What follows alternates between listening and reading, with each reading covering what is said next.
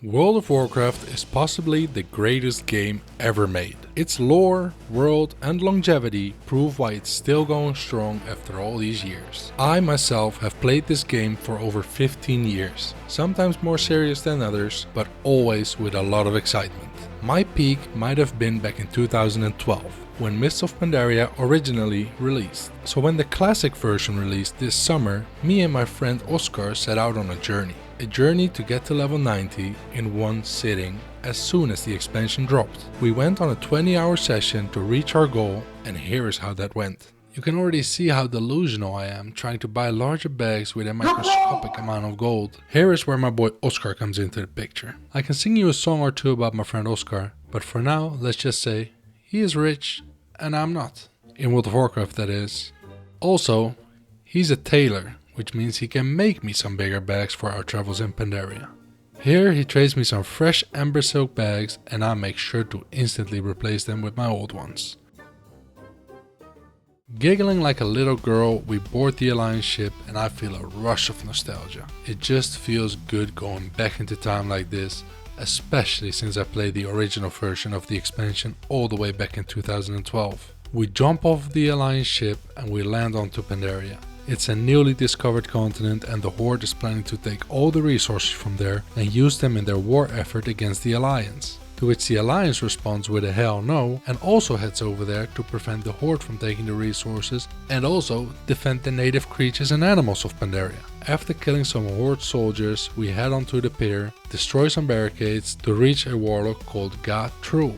He's a fleet commander for the Horde. We confront him and he seems a bit shy as he portals away barely before we get the chance to meet him. As we turn in this quest, however, we get thrown into this cutscene. It's an important one because we see the Shah for the first time. As we see our SI-7 agent Rel Nightwind nearly being taken over by the Shah. Maybe they deserve to die. The Shah is basically a physical form of negative emotions that can feed off of negative emotions like doubt, fear and anger. Luckily, Taranzu runs in and purges it in time.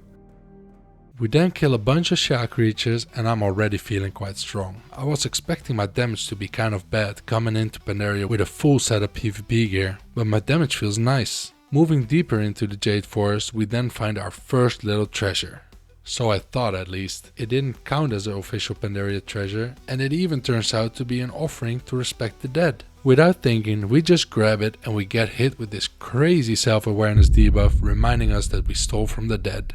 Shame on us. This is probably where I tell you about the strategy me and Oscar brought into this challenge.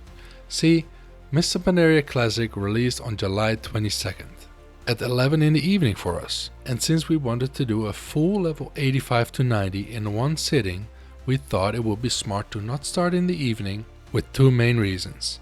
Number one, it would be way too crowded for us to get any quests done. And number two, we would be playing through the night after already being awake a full day. Just not efficient, it felt like. So we decided to both wake up bright and early and hit Pandaria at 6 in the morning. By this time, most people would be either offline or way ahead of us, and we would be fully charged from a good night's rest. Now, Pandaria was still pretty crowded, especially the Jade Forest. Luckily, with my heroic throw, heroic leap and Oscar's Icelands, we managed to tag a few of these Hosen fellas and move on to get the encoded captain's log. The only Hosen that drops the captain's little diary is a diver which spawns in the belly of the ship. As I wait for him to respawn, the belly of the ship is getting filled with other players. I feel like I was here first and I have to prove myself that. I have to think quick. I look around frantically to see if the diver's spawning. He must respawn any moment now. I press battle shout to generate some rage and the diver spawns. I slam him with a quick thunderclap and tag him first. I feel like Oscar and I got the Jade Forest in the palm of our hands now. Next target is Kung Din. Kung is Thai for shrimp, so I'm assuming he's a massive tiger with a shrimp. He also has a key around his neck. This key is the way to free our allies. We need to take him down, but this is easier said than done. There's already a warlock camping the spot spamming hellfire on top of the spawn location. Even though I know I'm fast as lightning, there's just no way I can beat a warlock in tagging Kung Din. Once again, I think fast, I invite the warlock into our group and I say to myself, if you can't beat him, join him. right? With the Warlock's Hellfire and Oscar's Blizzard hailing down, we get the tag with ease, loot the key and free our allies. I could not believe my eyes when we got to these role-playing quests. I've always enjoyed these quests. They take a little bit longer, but they really pull you into the story and break up the usual leveling grind in my opinion. First, Agent Kiernan crashes her plane and we have to defend it while the Hosen try to ambush us. Nothing too special about that one, but after we get to Sully's perspective. We are on the move equipped with a heavy-duty laser pointer. When we aim our laser pen at someone or something, Agent Kiernan will snipe them with no hesitation. While scouting the shrines, a raccoon starts following Sully and he befriends him. He names him Gizmo. But then freaking Agent Kiernan shoots little Gizmo.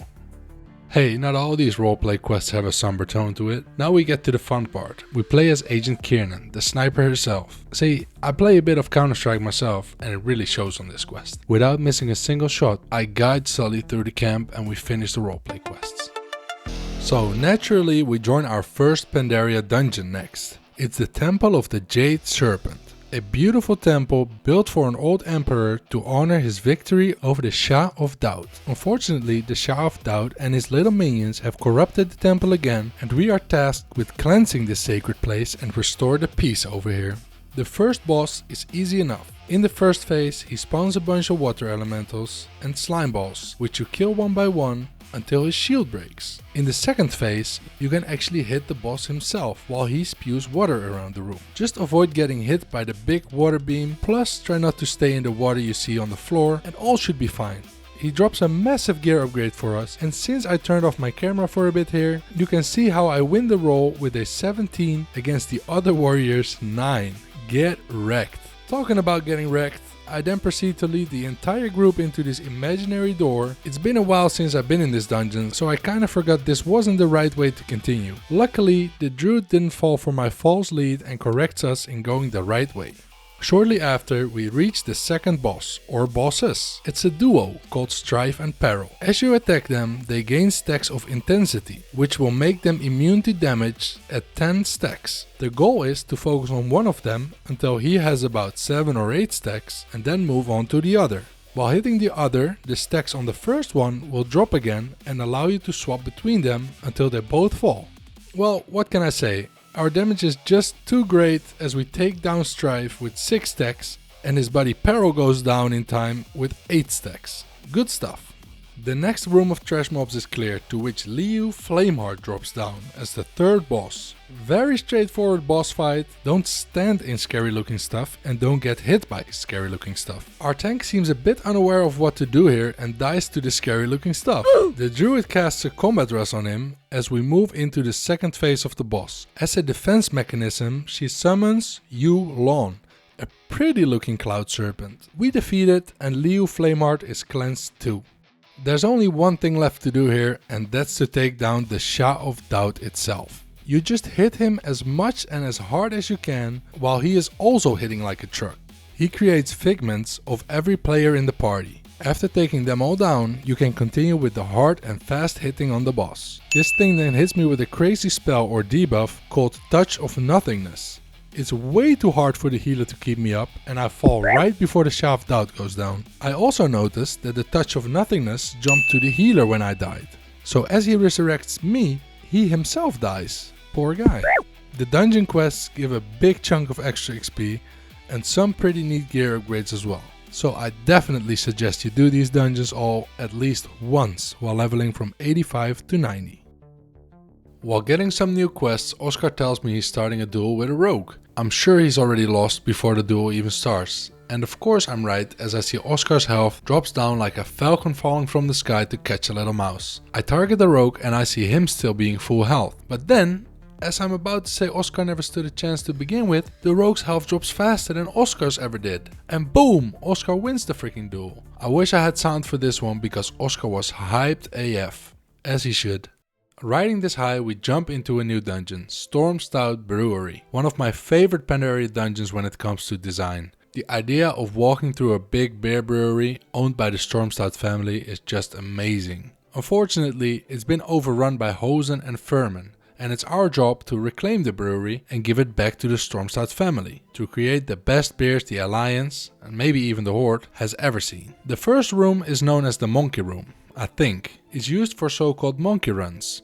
These are runs purely for XP, and if I understand it right, you run into this room, pull all the monkeys, kill them all for fast experience, and run back out to reset the dungeon and do it all over again. I've been told it's fast XP, but I guess we'll have to find out ourselves at one point. The first boss is pretty straightforward. He says some funny things like, Me gonna ook you in the duker. and We gonna ook all night. Ook. Oh. second boss is just a huge damage output kind of thing. He has a bunch of ass join him in the fight. You also take those down while still taking him out. And of course make sure you dodge his stinky carrot breath. That's about it. Nice little gear upgrade for me again here, so life is good right now. Never mind, I check my bags and I see I lost a roll against the tank. It's fine, the last boss will drop something nice for me, right? A one-handed mace and yeah, nope. It's intellect and spirit, so nothing of value here. It was a new dungeon though, and sure enough the quests do deliver on the loot and I get a nice cloak upgrade as I finally replace my goofy heirloom cloak. I thank the cloak for its service as it has given me a 10% experience boost from level 1 all the way until level 85. As you can see, we are closing in on our first level up. We are almost level 86 and that means we need to make a choice here. There are 2 zones you can pick to level from 86 to 87. Our next level. There is Krezarang Wilds, a dark and creepy jungle zone, and then there is Valley of the Four Winds, a rich land with farms and a grand variety of different animals in the water, air and on land. Just by explaining, I think I made my preference pretty clear, right? We decide it's only fair to spin a wheel to find out which zone it's gonna be. Boom! Oscar spins the wheel and I hold my breath. I can't hold my excitement as it lands on Valley of the Four Winds. My excitement is short lasting though, because look at this shit! This is the Jade 4 stuff that happened multiple times. A lot of lag and now this. I get disconnected to what I assume to be a full realm type issue. Of course, I immediately log back in and I find myself in a queue. I might be overreacting a bit here, because yeah, it's just a DC and a 1 second queue, but imagine if you get kicked out of the server and you land in a big queue that takes a couple of hours. Just saying, it would be wild if that would happen. Anyways, we are instantly back on our characters and continue questing. And would you look at that, Oscar Dings level 86. Right after he does, we get into a dungeon. And on the first pull, I also hit level 86. My add-on tells me I did this one single solo level in a time of 4 hours, 4 minutes and 7 seconds. That would mean for the other 4 levels, it's another 4 times 4 is 16. Another 16 hours to get to level 90. However, keeping in mind that the higher level we get, the more time it will take to reach the next level as well, since it takes more and more experience to level up each time. But we gotta stay positive, and to be honest, it feels extremely rewarding to level up once you do. Would you look at that, our first Pandaria treasure, the Pandaren Ritual Stone. It hooks us up with a nice 152k XP and the achievement to show for it. Right after, like 7 minutes later, we also find our first rare. Well, technically Oscar found it, but we a team, you know? It's Nazra Spothide. She likes to spam chi burst to deal a ridiculous amount of damage. She also drops a nice trinket that you can use to spawn a little pink flower that walks by your side for 10 minutes and heals you. She doesn't drop it though, but we do get a nice achievement to show we beat a rare mob in Pandaria. I also forgot loot was on free for all and I yoinked the little satchel to get myself some nice little goodies. Shortly after, we get a friendly Mogu'Shan to hit some stuff across the land towards the other village where we are expected for some new tasks. I later found out that after letting the Mogu'Shan hit all 3 products, you can also let him smack you across the land to reach the new village. At this point I didn't know, so we just walked towards the new village.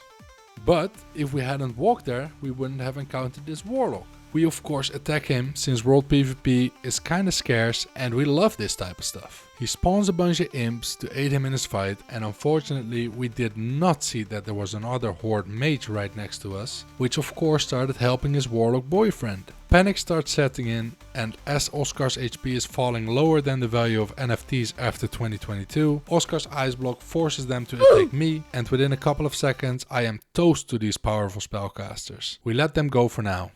Pandaria is just overall fun in my opinion. Look at quests like these. Maybe it doesn't seem all that special, but if you actually stop and think about the quest you're doing, it brings a lot more joy in my opinion. Like this one. Shang Thunderfoot has an apprentice that he thinks is too much of a so he wants us to show him some bravery by lassoing a giant hawk, riding it and defeating it.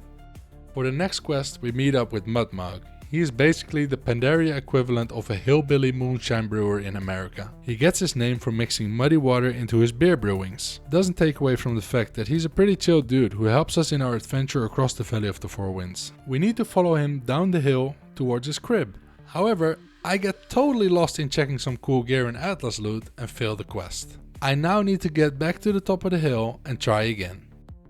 Almost 2 hours of leveling in Valley of the Four Winds later, we get to do some Karate Kid type quests. We get real training from a master hidden in the dark part of the zone. We prove ourselves by smashing bamboo sticks and wooden boards with our bare hands. I even smashed through these blocks of stone with my bare hands. After becoming the proper karate masters, now we are super close to hitting level 87. We finish our final quest line in the Valley of the Four Winds, securing us the achievement Rally the Valley. This extremely cool looking dude, Loon Mai, then tells us we've been an asset to him, and he would like to thank us with a lifetime pass for the flight path here. We can use it as much as we want, free of charge.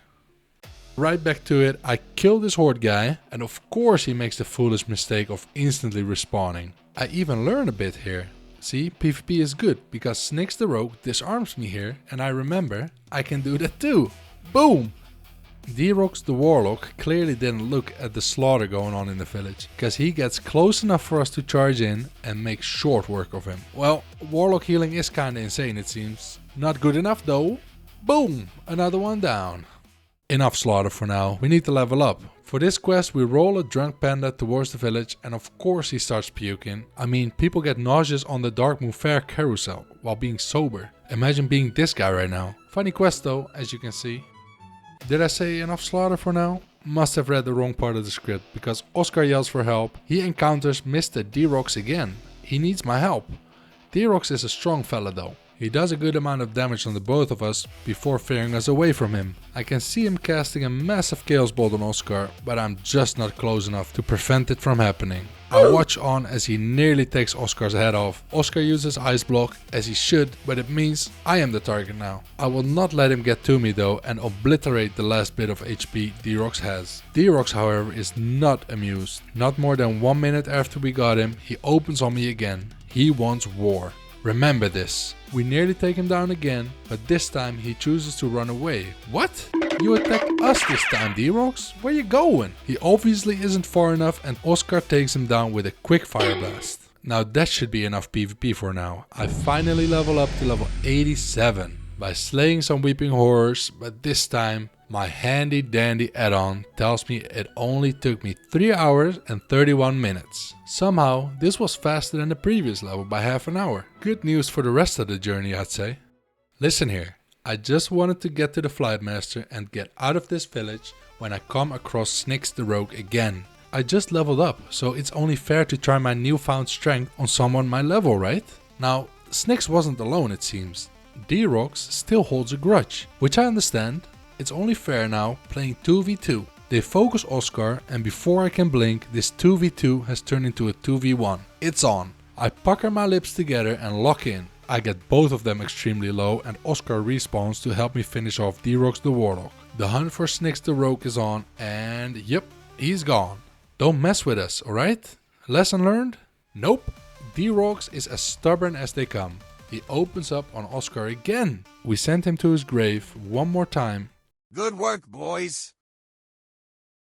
Wink. Okay, sorry. I promise this was the last time we killed D-Rox. To be fair, he attacked us as well.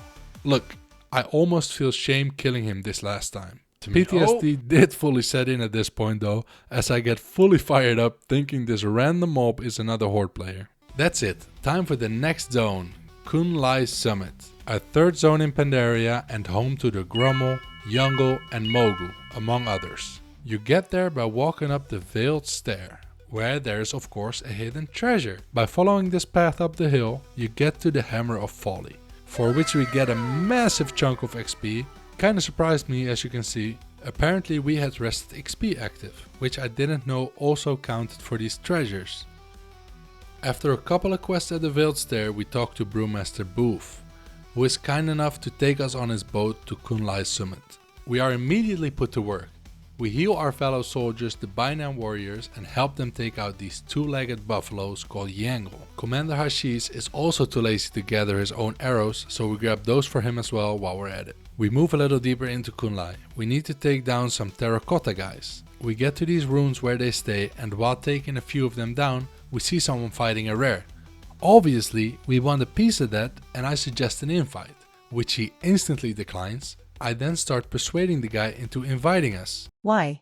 I tell him XP. I don't know what else I could do to get him to invite us, but it's too late anyways. I see he's an experienced warrior and I admit defeat. Shortly after, we got a dungeon queue to pop and I am on cloud 9 right now. Oh shit! I remember this like yesterday, man. It's probably my favorite Pandaria dungeon ever, Mogu'Shan Palace. It's a gorgeous palace perfectly depicting the past glory of the Mogu Empire. The last boss here is also the Mogu King, Xin the Weapon Master. As the tank pulls the first couple of mobs, well, he pulls the entire room, which is clearly too much. This has to be too much, right? Yep.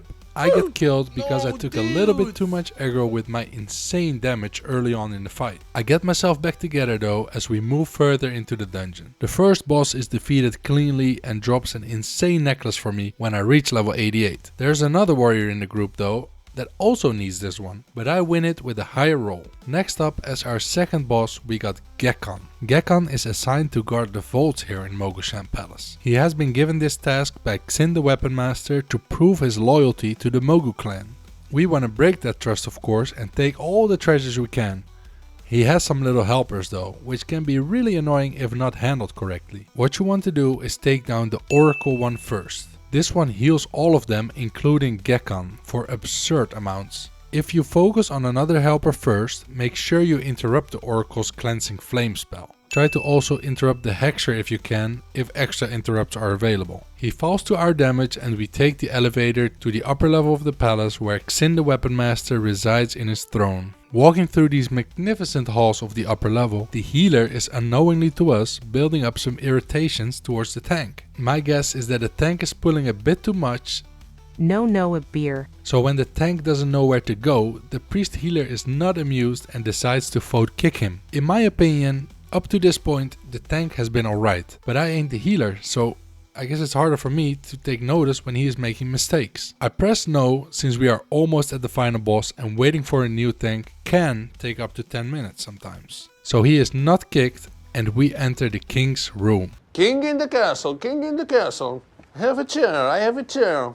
The tank pulls all 4 tigers, which is I think the only way. Just leave the boss on his throne for now and we take care of him after the guard dogs. I turn away for 1 second and someone pulled the boss into the fight. The tank takes insane amounts of damage and dies of course. We manage to kill all 4 dogs and the tank calls for a combat rest. How? If you don't know, there are a few classes in WoW that can resurrect while in combat. These classes are Druids, Death Knights and Warlocks. None of us that are alive are playing those classes as you can see. We managed the boss pretty well with just the 4 of us though. Our damage is good and we are able to dodge most tactics. This boss is pretty strong though and has a lot of tactics. His name isn't Xin the Weapon Master for no reason. All types of weapons are flying through the room like pollen in hay fever season. The priest is almost out of mana and the damage is not getting any less. I get pushed into the shooting spears and instantly die. I have high hopes for this group and the boss is already pretty low on HP. They get the Weapon Master down to 5% health, but it's simply not enough with just the 3 of them. We wipe and I start to see why the healer initiated a vote kick on the tank earlier. We just need to walk back in and go again. Well, someone tries to kick the tank again. He might not be doing this perfectly, but we just have this one boss left. And he should have learned from his mistakes on the first try, right? Plus the dogs aren't there now, so the damage should be a bit lower overall at the start of the fight. We do need to get to the Weapon Master's throne first though. While Oscar and I walk across the hallways, we encounter a pack of guards. Oscar instantly uses his invisibility spell and I'm facing them on my own now. I know this dungeon like the back of my hand however, and I know I can just walk around this big pillar and look, the priest even put down a little feather for me. Wait a dang minute, why are we going down with the elevator? Like I said, I know this dungeon like the back of my hand and I know this is not the right way. I make sure I lead the group back into the elevator and up so we can give this Weapon Master guy another try. The tank charges in and decides to keep the boss on the platform for a bit. Strange choice, but not the end of the world. Move.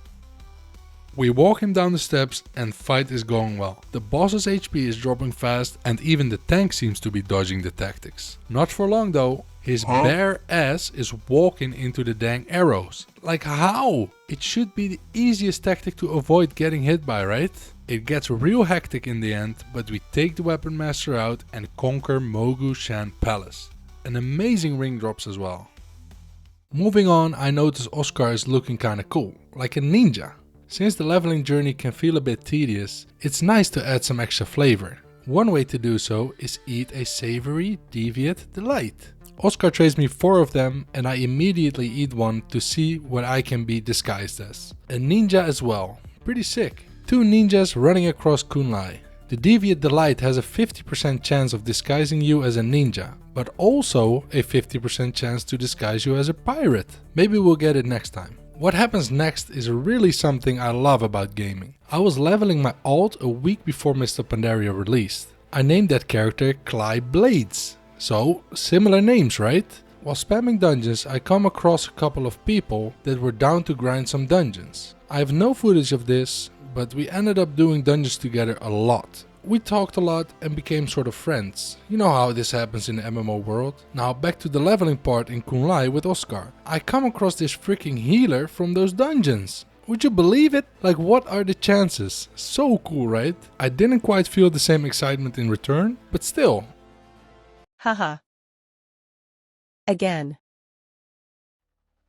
Time for the snowy mountains of Kunlai. We meet up with the Grommo over there, and as I leap into the camp, I piss off a couple of guards with my landing and they instantly kill me. We open a big chest inside this cave real quick for some easy XP and move back onto the snowy mountains with an important task. See, on these hills you can find Kava Kota berries. These berries make you high as f***. The Grummels make some type of edibles or smoothies with these berries, but a lazy Grummel fed them to the goats on the mountain. And now these goats are all going crazy. The Yetis eat those goats and then also become crazed by eating the goats. We need to neutralize these crazed animals, but we also need to mark their poop. This one is a funny one, you see, because in real life Indonesia there's this thing called kopi luwak, also known as civet coffee. See, the Asian palm civet is some kind of Asian weasel that eats coffee cherries. These then go through their digestive system, get partially digested and pooped out. They then get picked up, cleaned and roasted to make some of the most expensive coffee in the world. Thought it was pretty cool to see this process partly shown here in World of Warcraft. This big guy right here is called Kota Khan. He was one of the Yetis that ate the already crazed goats and became crazy himself by doing so. We help him get sober again and he helps us down the mountain again. We hold on tightly to his leg fur as he leaps down the mountain. That's not the only form of transportation in Kunlai though. We also get to fly on this hot air balloon towards the entrance of the Shadow Pan Monastery, where we demand a conversation with Terran Zu, the Shadow Pan leader. This guard is clearly not amused and wants to fight. Poor guy, he could have just given us access and no one had to die. We defeat him, gain access to the monastery and level up to level 88. We did this level in 3 hours and 36 minutes, so doing pretty dang good, huh? Time for the next zone. The second to last zone already. Would you believe it? Time really flies when you're having fun, man. Townlong Steppes is our home for the next level, and right away Oscar spots a rare. A human monk was gathering his balls together to start the attack himself, but we didn't hesitate 1 second and take the tag from him. Lon the Bull is the target, and he can actually drop a variety of necklaces, a fit for just about every class and or spec. I found out also that just about every rare in this zone drops necklaces. Luckily for me, he drops the strength necklace, which I gladly put around my neck. Close to the camp, I see on the map that there is another treasure to be found. I tell Oscar to follow me and we reach a small tent with an abandoned crate of goods inside for a massive 357k XP. As we are looking for a way back, we spot another rare, Ka-Tier. Ka-Tier over here can drop a bunch of necklaces again, like I said. For just about every class and spec, he can drop a necklace. So I'm hoping this is gonna be a necklace for Oscar right now. We pull him out of the camp and start going crazy on him. He is not weak though. He got some tactics to him as well.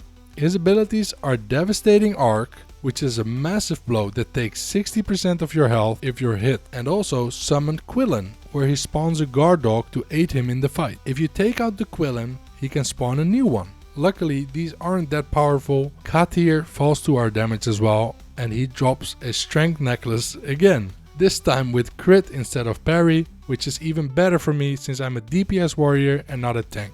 Sorry, not sorry Oscar, he's been winning every role so far, so I deserve some loot too. Matter of fact, in this clip you see the first time I win a greed roll since we started leveling. That is 15 hours straight where Oscar won every single roll. Little dopamine rush on display here because this is a rare occurrence. Although we felt almost indestructible during this whole journey so far, we also had moments where we got a little reality check as the mob shut me down fast. There is another Pandaria treasure somewhere around this big tree. Unfortunately, it has many spawn locations and some are hard to reach on foot. But after, I kid you not, 2 hours of running around this big freaking tree, we finally found the hardened sap of Kri Shri, whatever it's called. We are also surprised with another rare at the foot of the tree, Snorlax. Sounds pretty familiar, I'm not sure why though. Anyways, I pull him away from his groupies. One of them still follows Snorlax out of the group though, which ends up being a good thing because that way I can take him down and get Victory Rush to proc, which I can use on Snorlax to heal myself. I accidentally pull a Mogu'Shan Beast in the process. However, by repeating my healing strat, I save my own life. This was one of the strongest rares so far, and he also drops a strength necklace, just like his rare buddies before him. Just a few bars away from level 89, and over 16 hours in we get into another dungeon. Oh, never mind, my tired ass clicks on leave queue instead of enter and we are put in the back of the queue again. By this time it's getting dark and I have a hard time keeping my eyes open, but Blizzard tries telling me I am alone in this world. What? Don't be doing that. After playing your game for 17 hours straight, you trying to tell me I have no friends or what? I decide to give myself some peace. I cut the face cam on Twitch and focus on the grind. I hope y'all like LeBron James. After 15 minutes we get another dungeon queue to pop, and this time I make sure to click enter as we get into Shadowpan Monastery. We kill all the bosses with ease, Oscar turns level 89, and seeing myself at the top of the damage meter is a great feeling, knowing that I'm on my last legs trying not to fall asleep. We finished all the quests in Townlong Steppes, and with me just falling short from being level 89, I need to get creative in getting my last bit of XP. I frantically search the map and flight path options for some quick XP, but can't find anything. We decided to grind some mobs, and would you look at that, I reached the glamorous level 89.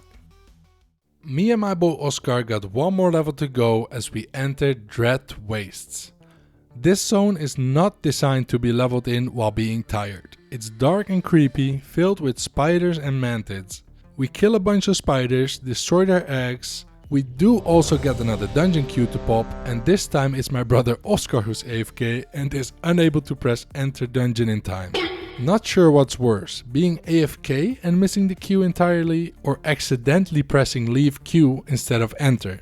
I'll let you be the judge on that one. Anyways, like I said, this zone is filled with mantids. Here you can see me flying on the back of one, entering the main city in Dread Wastes. Before you know it, we get another dungeon queue to pop and we enter the Gate of the Setting Sun. The first boss comes with some tactics already, but I kinda like that about Mists of Pandaria dungeons. I feel like they are a little bit less of a phase roll compared to previous expansions their dungeons. On top of that, I am topping the damage charge again and I am feeling great leveling like this. The next boss however does a massive fiery puke ability that makes me lag like crazy, but in the end he is no match for our group. We managed to kill the other boss easily as well and move on to the final boss of this dungeon. It's a massive bug that can only be taken out by hitting his weak spot. All my training with the Karate Master comes into practice here as I launch myself onto his weak spot to destroy it. After I've done so, we can now nuke the boss down and we get another dungeon completed on our journey to level 90. After killing a big camp of rippers and loot as many strange relics as a human can carry, we get a fresh dungeon queue to pop. Siege of Nizao Temple. These are the best ones since they give quests at the start which give a lot of XP. And we need all the XP we can get at this point. Without any problem whatsoever, we killed the first boss and survived the attack from the commander his troops, while slowing them down with their own sticky sap, and even with the commander one-shotting our healer, he still falls to our overpowering damage. We free some prisoners, and we also move straight into the second to last boss, Pa Valak. He charges straight into my buddy Oscar, but other than that, he's not too hard of a boss to kill. When he shields himself, you need to grab bombs from the floor and throw them into his shield to expose him again. I also make the biggest crit I've seen so far, and the general falls to our damage. We take down these last couple of ads and the final boss awaits us.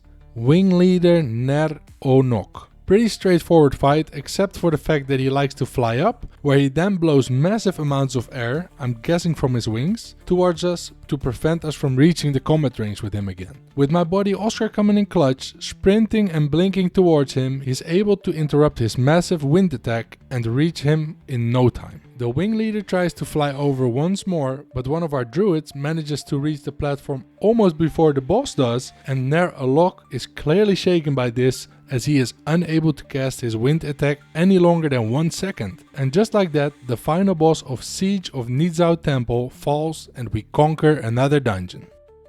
At this point I feel almost ashamed to say it, but over 5 hours of fighting to stay awake, I tell Oscar that I do not think I'm able to reach level 90 before getting some sleep first. We are queued for another dungeon however, while running across the bottom of the sea, putting bait into crab cages and feeding otters, another dungeon queue popped.